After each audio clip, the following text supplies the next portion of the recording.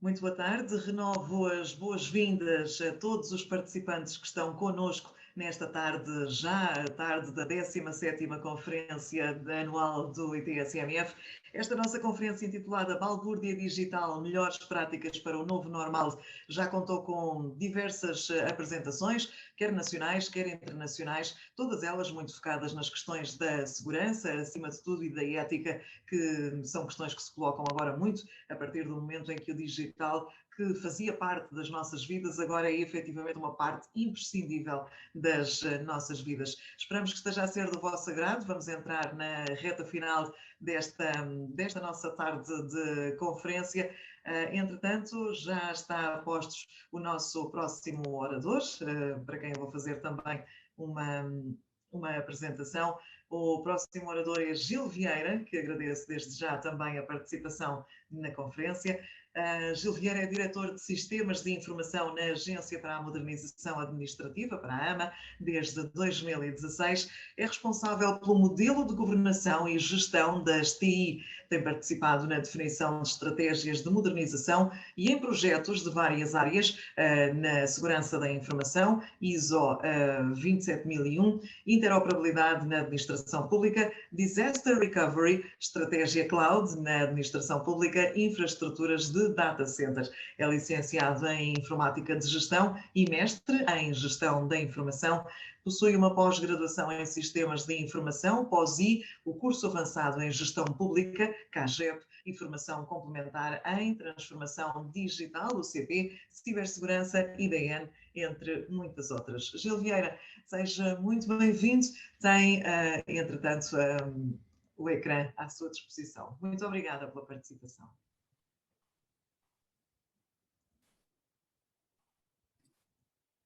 Só lembrar, entretanto, enquanto se prepara para a sua apresentação, que as perguntas, para quem está a assistir à conferência, devem ir sendo colocadas no bate-papo durante a apresentação do Gil Vieira, para que, quando terminar a sua apresentação, já estejam aqui disponíveis para que possa responder. É uma dinâmica diferente daquela que acontecia quando estávamos juntos, presencialmente, fisicamente. Gil Vieira, muito obrigada e peço desculpa pela interrupção. Boa tarde. Já conseguem ver o ecrã? Sim? Sim. Sim, okay. Estamos a ouvi-lo e a ver também a sua partilha de ecrã. Ok, pronto. Então, antes de mais, boa tarde a todos os presentes. Quero também agradecer à organização e à exibista pelo convite feito à AMA para partilhar a nossa experiência na resposta ao Covid neste slot que tinha disponível, não é? Eu sou responsável pela Direção de Sistemas de Informação da AMA, ocupo o cargo de diretor há cerca de 4 anos e venho aqui fazer uma apresentação sobre a forma como a minha direção, a Direção de Sistemas de Informação, respondeu aos desafios impostos pela pandemia para garantir que os funcionários da AMA e de organismos que nós consolidamos a função informática, funcionários das lojas cidadão, dos espaços cidadão, de entidades nas lojas, do contact center, consultores também que trabalham para nós, que tivessem o menor impacto possível ao passarem a trabalhar remoto desde que foi lançado o estado de emergência, a 18 de março, salvo erro. Pronto, e neste contexto a minha apresentação é mais técnica sobre o que é que nós fizemos para garantir que os nossos colaboradores, quem trabalha connosco, sofreriam o menor impacto possível. É uma apresentação em torno de um enquadramento do que é a AMA e as principais iniciativas do Governo Digital. Isto porquê? Porque saíram vários despachos e resoluções dos Conselhos de Ministros para indicar especificamente o que a AMA tinha que fazer. E vou depois fazer aqui um overview sobre o que era a situação pré-pandemia, para depois fazermos uma comparação com o que foi a pandemia, em termos de iniciativas para resposta à pré-pandemia, e aquilo que é a minha visão sobre o novo normal. O que era então sobre a AMA? O que é a AMA? A AMA é um instituto público, foi criado em 2007, resultou da fusão entre a UMIC e o GLC. A UMIC era uma unidade de missão para a Sociedade do Conhecimento, antiga UMIC, O IGLC era um Instituto de Gestão das Lojas Cidadão. Tínhamos também umas atribuições do IAP meio sobre lojas de empresa. Tudo isto, houve uma fusão sobre todas estas componentes, ou MIC, GLC e atribuições do IAP meio, e criou-se a AMA em 2007. A AMA passou a atuar em 3 eixos distintos: o atendimento, onde se enquadram as lojas cidadão, os espaços cidadão, o portal é Portugal, os espaços de empresa, tudo tem a ver com serviços ao cidadão, sejam eles digitais ou presenciais.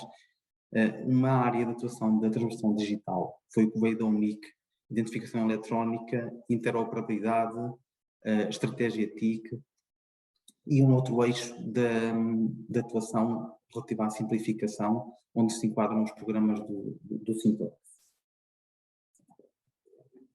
Olhando aqui para esta timeline, este roadmap das iniciativas são ouvidas com a AMA e outros organismos.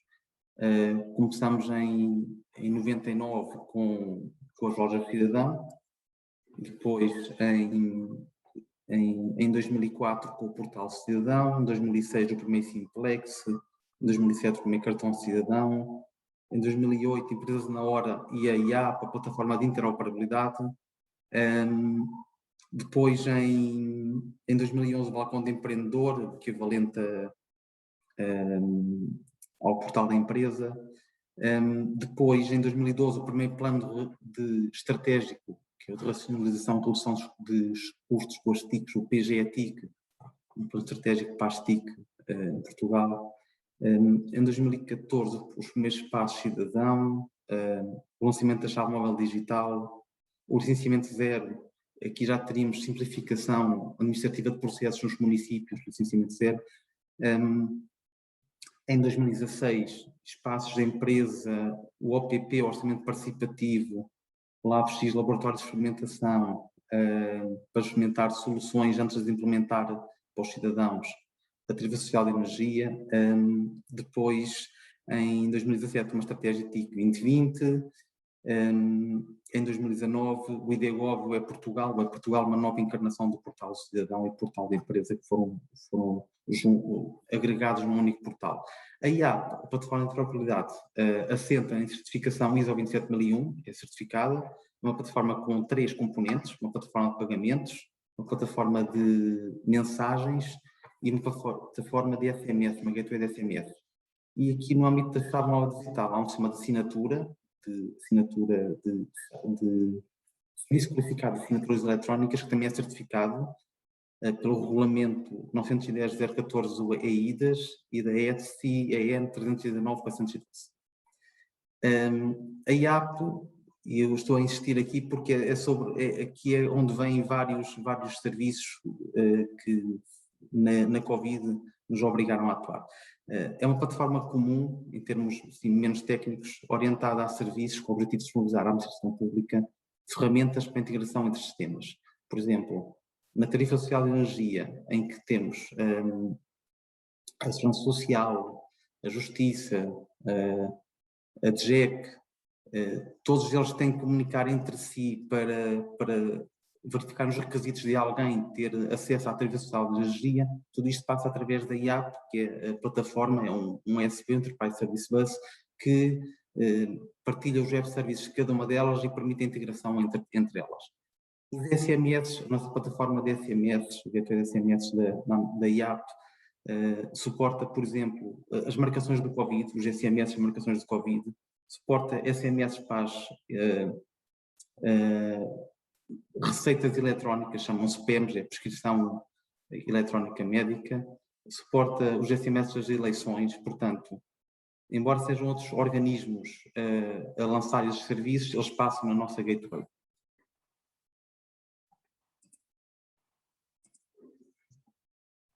Em termos de pré-pandemia, o que é que nós tínhamos? Tínhamos lojas e espaços cidadão com atendimento presencial. As lojas são 59 lojas cidadão, 34 são AMA, 25 são municipais, portanto, são sob gestão dos municípios. Tínhamos 752 espaços cidadão, tudo com atendimento presencial. Na nossa sede também tínhamos trabalho presencial, é um um modelo de open space, cerca de 70 pessoas por piso, e usávamos de forma marginal, não sei se é o melhor termo, as ferramentas colaborativas. Portanto, o Messenger da Cisco, o Jabber para estar integrado com o telefone, reuniões com o Webex, com limitação a 5 reuniões concorrentes. Estávamos a implementar o Office 365, estávamos no início, em janeiro de 2020. Uma timeline para perceber o que se passou entre 1 de março e 12 de abril, preparação e depois o modo, como costumamos dizer, velocidade de cruzeiro do Covid. Portanto, foram saindo vários despachos, várias RCMs, com medidas para a resposta ao Covid com os vários organismos. Tenho aqui a negrita, aquelas que impactaram mais diretamente na AMA, e essas foram, eu sumaria aqui a amarelo, que dizem mesmo nos decretos, neste caso a primeira RCM, uma resolução do Conselho de Ministros, indica mesmo que tem que se reforçar os centros de contacto cidadão, que estão na AMA, o portal é Portugal, como o portal central para os serviços públicos. Temos que monitorar os atendimentos presenciais, neste caso lojas cidadão, temos que criar uma campanha de comunicação para promover a adesão à identificação eletrónica, chave móvel, como meio de acesso aos serviços públicos digitais, gerir e reforçar a comunicação junto do espaço cidadão, nos municípios. Uma outra, o despacho, voltava, um despacho uns dias depois, o despacho 3.301, voltava a referir como é Portugal, como o sítio onde teriam que estar publicados os serviços, as restrições de acesso aos serviços, os horários, indicando inclusive o próprio o agendamento também, aqui no É Portugal, com o link do É Portugal, tudo isto vinha nos despachos. Mais uma vez, uma outra em 23/3, indicar que tinha que ser o É Portugal como ponto central, a chave móvel como ponto, como o meio de autenticação. A AMA teria que disponibilizar os pontos de atendimento abertos e encerrados, a informação sobre pontos de atendimento. E, neste contexto, as iniciativas da AMA passaram por uma campanha de comunicação, por serviços digitais no É Portugal. Como É Portugal foi definido como ponto central, reforçar infraestruturas desde serviço de boas comunicações, de segurança, larguras de banda, quer que fosse, ferramentas colaborativas, teletrabalho e academia. Nós dividimos nestas categorias e a partir de agora a apresentação entra dentro de cada uma destas categorias. O que é que a AMA fez? A AMA, numa tarde, criou a marca Não Paramos, Estamos On. E esta marca foi adotada por todos os portais públicos, praticamente, e por alguns institutos privados. Desenvolver também imagem, vídeos e posts para passar informação,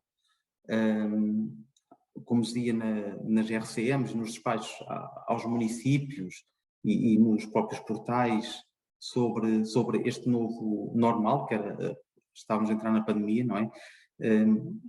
Coordenou-se com organismos públicos para pedir informação sobre restrições nos serviços presenciais, carregando uma ferramenta que temos por trás, um catálogo de entidades de serviços que mapeia todas as entidades, os respectivos serviços e com informação sobre os serviços, sobre onde, como, quando, quanto custa. E fez também landing pages e banners sobre a informação de serviços e de Covid-19 e aplicou tudo isto no É Portugal, porque foi definido como um ponto de entrada e de acesso aos serviços públicos, na RCM 10A, aquela primeira que apresentei. Para ter a ideia aqui, para isto não ser tanto de exposição, para perceber o que é que foi, o que é que aconteceu. Começo pela direita, um banner no homepage. Foi inserido um banner no homepage para indicar com informação sobre os serviços, uma landing page nova para indicar informação sobre o Covid-19 e orientações da DGS. E agora, olhando aqui para a esquerda, para o gráfico, conseguimos perceber aqui a diferença entre as linhas azuis e as laranjas.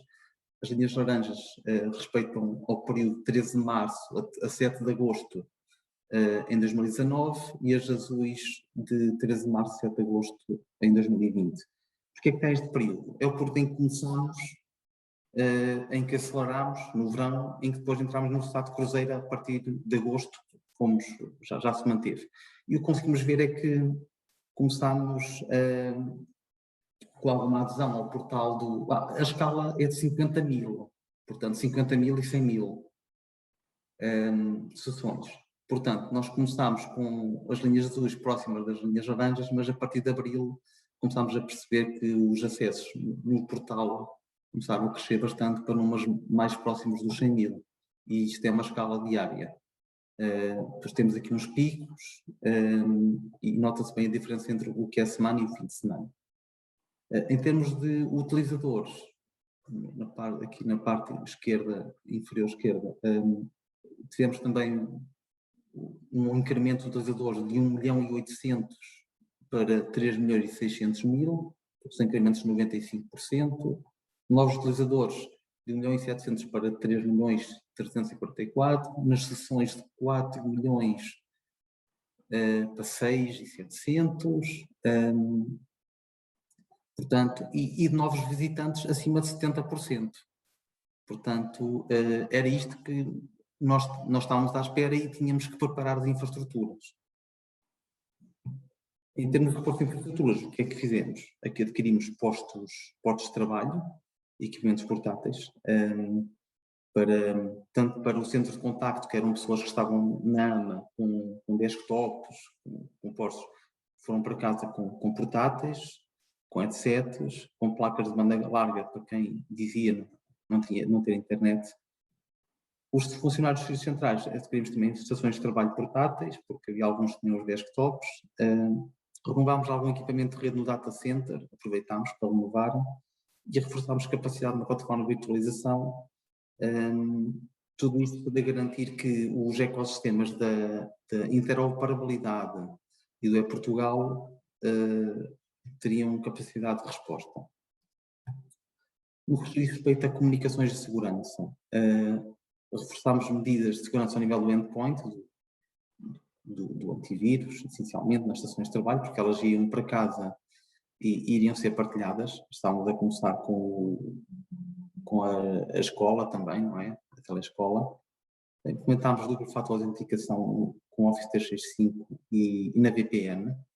Nas VPNs, em cerca de 2 semanas, um pouco menos, criámos VPNs para o resto das pessoas que não tinham, foram cerca de 200, e configurámos as extensões telefónicas e os Java em todos os computadores internos para terem comunicações não totalmente unificadas, mas terem telefone no computador, para continuarem a conseguir comunicar tal como comunicavam se estivessem cá nas instalações.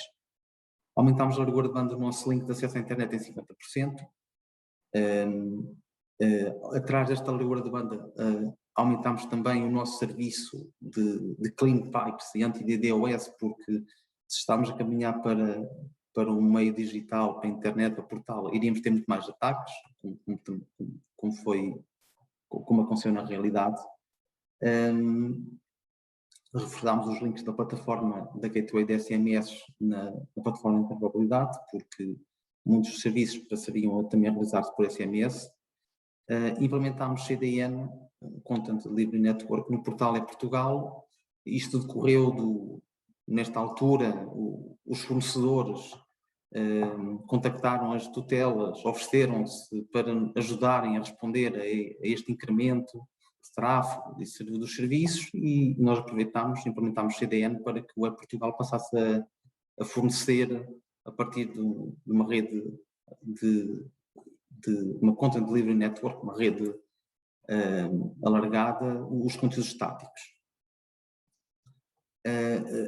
As VPNs, conseguimos perceber aqui que as VPNs subiram do início de março, mais ou menos, que andavam em cerca de 100 VPNs para mais de 800 em 23 de março.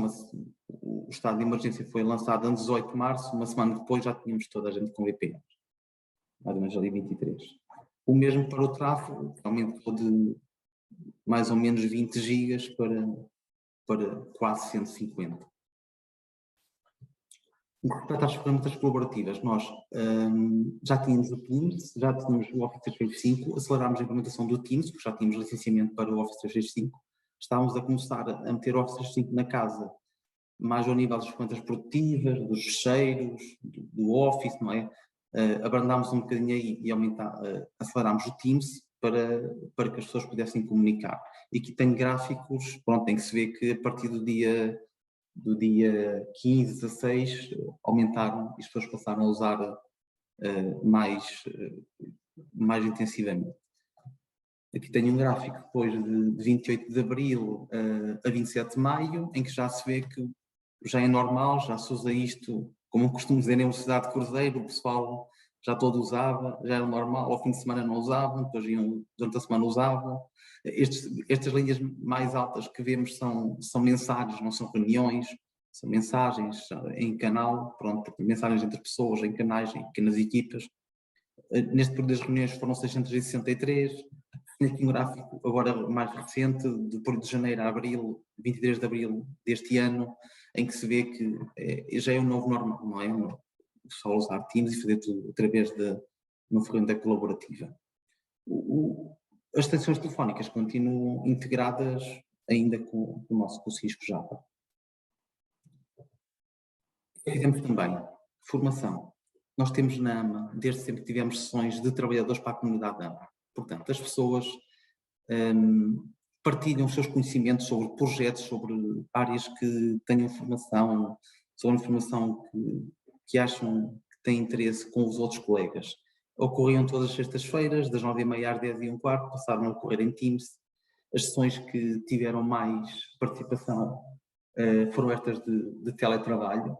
Portanto, neste último ano, considerando de 1 de junho a 15 de abril deste ano, portanto 1 de junho de 2020 a 15 de abril de 2021, tivemos 37 sessões, elas são praticamente semanais, mas não ocorreram todas as semanas, mas têm sido quase 2.000 participações, uma média de 52 pessoas por sessão, uma satisfação média de 90%, e os temas, essencialmente, se olharmos aqui para o gráfico, temos temas TIC e temas internos JAMA. Pronto, é uma forma de disseminar conhecimento num pequeno período semanal, à sexta-feira, o pessoal tem menos stress. É uma boa iniciativa que nós temos já desde há uns anos. Em termos de guias de formação, nós para a formação nós temos uma plataforma chamada Academia, uma academia onde temos cursos de formação. Nós fizemos, neste contexto, fizemos guias para apoio ao teletrabalho e à conciliação da vida familiar e profissional. Portanto, durante este período, mais uma vez, 16 de março de 2020 a 15 de abril de 2021, praticamente um ano e um mês, foram feitos 62 cursos, 227 ações, mais de 2.500 formandos, mais de 26.000 horas de formação, uma satisfação global de 91%, os cursos com mais inscrições, curso de teletrabalho para a AP, 3.582 inscrições, curso de teletrabalho para a AT, mais de 500, um curso de Team Canvas, 966, este Team Canvas é sobre como organizar trabalho em pequenas equipas, guias sobre teletrabalho e a conciliação da vida profissional foram consultados por 2.027 participantes. Estes guias foram guias no teletrabalho, sobre sobrevivência no teletrabalho, Microsoft Teams, planeamento para reuniões remotas, na vida familiar e profissional. Eram sobre a conciliação da vida familiar e profissional, 2 guias, e um sobre a alimentação na fase Covid-19, que eram conselhos da DGS. Neste contexto, com o regime de formação de e-learning, micro-learning, porque as pessoas já tinham pouco tempo, as pessoas ainda não geriam bem o trabalho, trabalhavam mais horas em casa, em maior horário, então fizemos micro-learning, que são micro-cursos, cursos de 1 hora, pequenas unidades curriculares, e foi este que aumentou em 2021. Depois temos o Blended Learning, que é uma formação um misto, um híbrido entre online e presencial, que ocorreu um bocadinho ainda em 21, a presencial não ocorreu nada. Sobre o normal que nós vemos, eu fui consultar informação na McKinsey, na Forbes, na Gartner, nada disto é novo. A produtividade em teletrabalho aumentou, sim. O modelo híbrido será o mais saudável para os trabalhadores e lucrativo para as organizações. Para nós já fazíamos este modelo híbrido. Na direção de sistemas de informação, eu já aconselhei teletrabalho a quem pedisse. Não total, mas híbrido, vinha cá 2 dias ou 3, o que escolhesse. O que interessava era ter pessoas motivadas e contentes, porque as pessoas são mais produtivas. O trabalho remoto e as reuniões virtuais irão continuar, mas com menor intensidade. Isto já agora se nota. As pessoas começam a definir calendários, o próprio Outlook, para não serem sempre interrompidas. E orientar-se mais para a flexibilidade, para os contingent workers, isto aqui é retirado da Gartner, portanto, trabalhadores por projeto, mais orientados a freelancers, trabalhadores não permanentes. Isto é uma tendência, vale o que vale, não quer dizer que seja na função pública que seja exatamente assim, mas é uma tendência. Retira também este gráfico onde se vê que a maior parte dos inquiridos esperam que mais de 25% da força de trabalho esteja em shared sitting, portanto reduzir instalações, terem que ir às instalações, mas terem lugares partilhados, não é? Nos próximos 1 a 2 anos. E 36% dos inquiridos, mais ou menos, indicam que a maior parte dos trabalhadores estarão mesmo em shared sitting, porque a pandemia permite reduzir as instalações, ter lugares partilhados e garantir que as pessoas vêm cá só alguns dias e assim dá para todos. O trabalho presencial continua a ser mais eficaz para determinados tipos de atividades e nós sentimos isso, como por exemplo para o acompanhamento dos novos colaboradores em áreas técnicas. É essencial estarem cá, não é? Estar presencial, porque senão não rende. Para sessões de brainstorming, pronto, para tomar decisões críticas, para negociação, e à partida as chefias e coordenadores também devem de estar mais presenciais. É preferível acho que é mais produtivo do que sendo à distância. O cloud, a pandemia trouxe isto mesmo, não é? Nós próprios fomos para o CDN, a rapidez de implementação de ferramentas e a produtividade orientou ao uso de computação cloud-based, não é? Estas tecnologias cloud agilizam o work anywhere, não se perde tempo em implementar soluções de raiz, e o alvo são as aplicações de desktop, os serviços de colaboração e a partilha segura de fecheiros, a componente de produtividade do Office 365. Em termos de serviços, há uma preferência pelos serviços digitais online, isto vai continuar, os serviços públicos têm de ser digitalizados, a AMA tem esta obrigação. Um aumento dos atendimentos por pré-marcação, pré-agendamento, é como está agora nas lojas. Assistentes virtuais para atendimento, chatbots, automação e inteligência artificial em processos e em documentos, o self-service, as pessoas poderem fazer os serviços quando querem, qualquer hora, o once only ou only once, pronto, as pessoas não terem que andar a passar sempre a mesma informação, uma vez que ela esteja na administração pública, nos sistemas, tem que ser reutilizada e passada entre eles. Uma mediação digital assistida. Este conceito é que os espaços cidadão atualmente nós chamamos mediadores a quem atende. Portanto, temos cidadão que se senta frente a um mediador que faz os serviços com eles. Esta mediação digital passa a ser à distância. Nós estamos a criar uma solução para que as pessoas possam, a partir de casa, estar a pedir um serviço como se estivessem sentados num espaço cidadão frente a um mediador, mas à distância e em casa, não terem que se deslocar num espaço cidadão. Gílio, e terminado. Para os próximos 2 minutos terminar. Muito obrigada. Muito obrigada. E, entretanto, muito obrigada. Entretanto, chegou-nos também uma questão que lhe é dirigida. Posso fazê-la? Sim, perfeitamente. Muito bem, Gil. A pergunta é: qual é o universo dos trabalhadores na administração pública que estão atualmente em teletrabalho? Se dispõe destes dados. Não, só sei os da AMA. São Uhum. cerca de 300. Na AMA são cerca de Na 300. administração pública não sei. Certíssimo, muito obrigada. Muito obrigada, Gil, pela sua apresentação, em que nos deu a conhecer toda esta estratégia TIC que está a ser implementada e toda esta forma de lidar com este novo governo digital. Já esta manhã tivemos também duas outras apresentações sobre como está a ser feita esta transição na administração pública local, mas não só, e aqui nos deixou também mais um exemplo de como tudo está a ser feito e acredito também que à data de hoje já todos estamos devidamente familiarizados quer com a expressão, quer com o logotipo e com o que significa o Estamos On. Muito obrigada, Gil. Obrigado.